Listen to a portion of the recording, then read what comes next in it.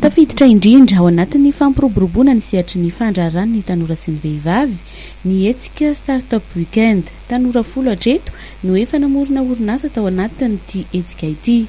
Raha efa totosany teto Antananarivo dia amin'ny 17 hatramin'ny 19 ny volana aprily izao ny Startupweekend Mahajanga izay hotanterahana any an-toerana.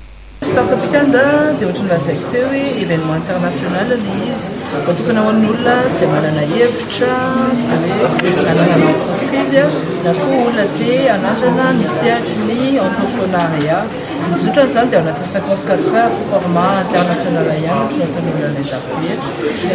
Io dia tonga ny olona raiky mipitra milaza izay hevitrany dia avy eo iny hevitra iny iarahana miasa mpamatory weekend misy montant mpanazatra roapolisa eo izay efa toerana dia misy koa avy any andafy manohitra hevitra ny hevitra anireo mandray anjara dia skay dia misy fanolorana misy telo misy fandamozany amin'ny alazy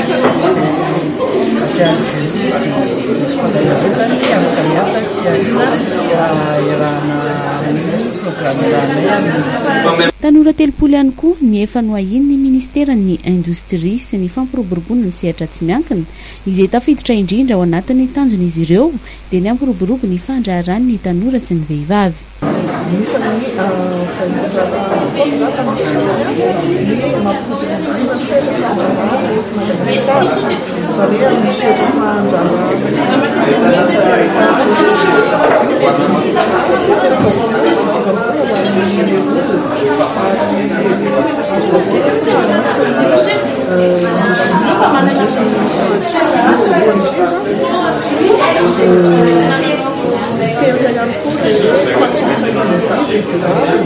Ampisongadinana sy anomezana lanja ny tanora eo amin'ny sehatry ny fandraharana moa ny hetsika tahaka izao.